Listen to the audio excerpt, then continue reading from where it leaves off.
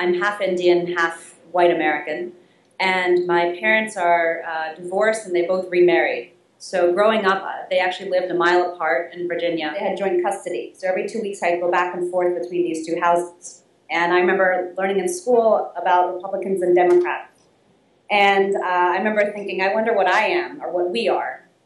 And so I went home and I first asked my father and stepmother, I learned about these two terms today, what are we? And they looked at me and said, oh God, I'm so glad you asked me. I'm so glad you asked us. We're Republican. We're true-blooded Republican. And, we believe in the values of this country and, you should learn about everything, but we're Republican. I said, okay, and I remember thinking, okay, we're Republican. And then I went, just to check, when it was time to go to my mother's house, I asked again, I said, I learned about these two terms, we're Republican, we're Democrat, what are we? And my mother looked worriedly at my stepfather, and she said, oh God, we're Democrats. And I remember thinking, I think my dad said the other word, but I can't remember. And they definitely said, we're Democrats. We believe in progress, we believe in change, and we believe that this is what made, immigrants are what made this country, and new blood and fresh blood. And we don't really know that many conservatives or Republicans, but you should find out about it, but we're definitely Democrats. And in a sense, that story is sort of the essence of how I grew up. They lived a mile apart, but they lived a world apart. And I think, growing up with basically there was no way that I could ever swallow anything whole on any side of whether it's a political line or a religious line, because I was both biologically as well as whatever you inherit ideologically, both. And I think that, and there's many stories like that, is sort of probably the defining thread of who I am and of what makes me me. I think it led me to a couple of things. One is that that trade-offs aren't always true. We often divide our world into multiple different types of beliefs. It's either this or it's that. I can either do well, or I can either make a lot of money, or I can do something that I love. I can either be Indian, or I can be white, or I can be American. And so I think the first thing is it always forced me to first just ask, what are the underlying assumptions around how people are framing trade-offs or options. And I think the other element is it's always given me a dual or multi-lens. And almost personally in my family, there's really no sort of identity role that's not taken by somebody in the family. And so in a sense, I've always been able to not just be in someone else's shoes, but those shoes are also half my shoes. And so I think that it's given me a deep sense of not just empathy, I think it's a little bit overused, but in a way an understanding of an experience.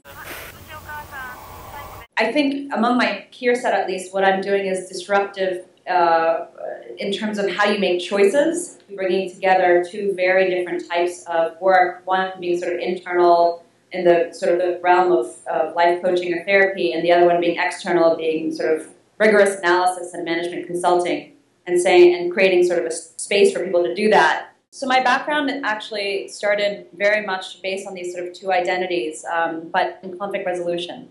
So I spent about 8 years working first in this country, in the United States, on college campuses, basically working on college campuses around race relations after a physically violent incident. So when a community experiences rupture, how do you actually rebuild? And how do you build forward? And then I spent a number of years in India working with the Dalai Lama's Peace Foundation and some other organizations, doing the same work but with Muslim and Hindu identities after riots, mostly in Western India.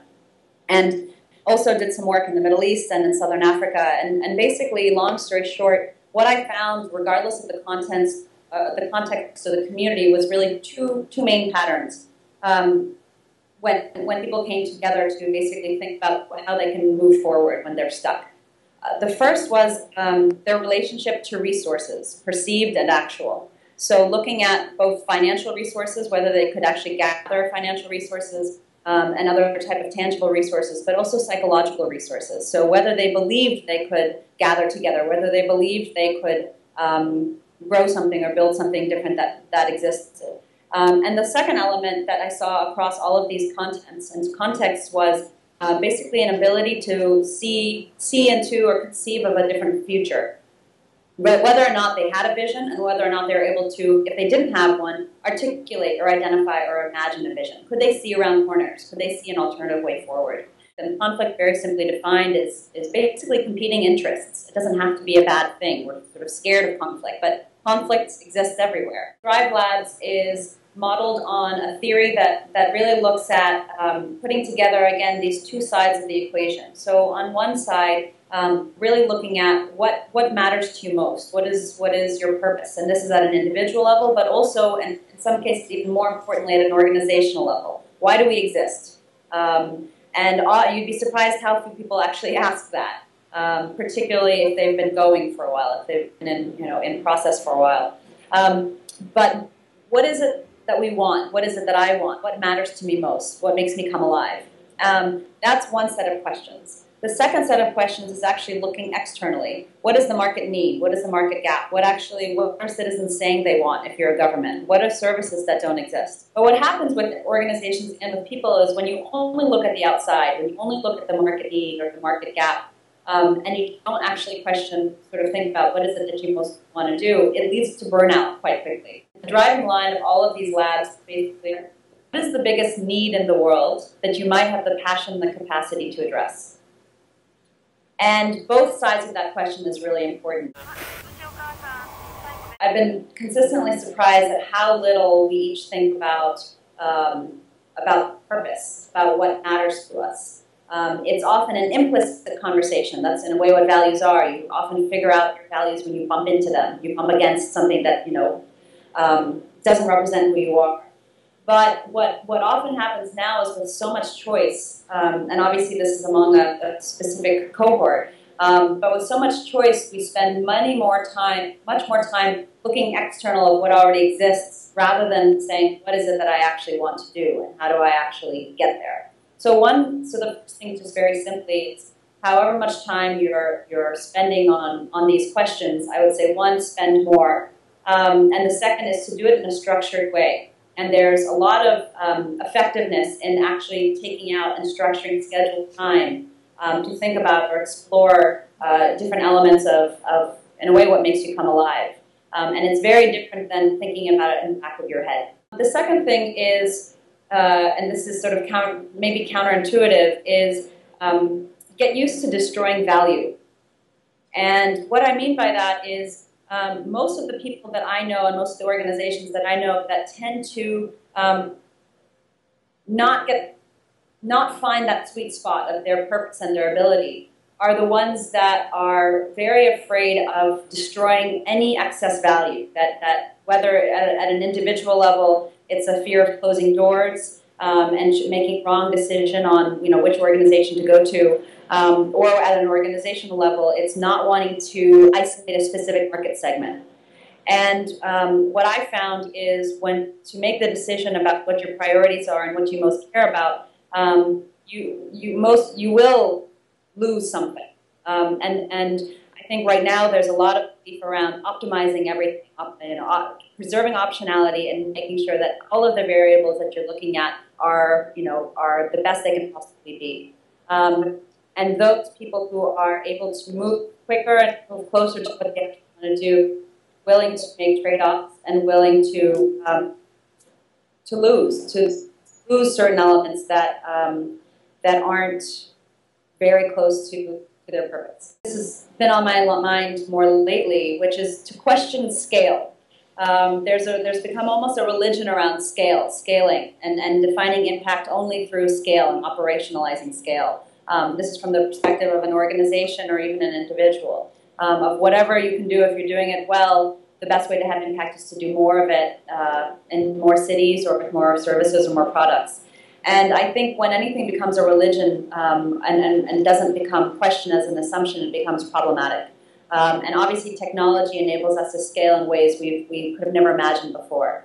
But one other thing I would say to anybody listening is that scale and getting bigger isn't always necessarily better. And it also doesn't necessarily always serve what you're trying to do. And to really be creative about how you want to have an impact. And I think when scale and impact are intertwined as deeply as they are right now, I think it's problematic, and you actually lose a lot of value.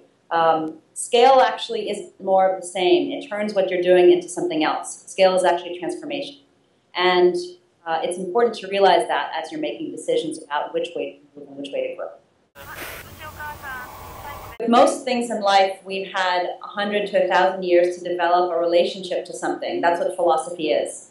It's looking at the world and not asking what is here, but how should things be. And I think in terms of technology, we're very, very, very early on in the developing how should we be towards technology and developing a philosophy around it. And I think one of the most important things that will affect many generations to come is not just because this tool exists, I should use this, but how do I actually want to interact within my online and offline life? And what are the tools? How do I actually use technology to make me more in my life rather than to have me more off of it?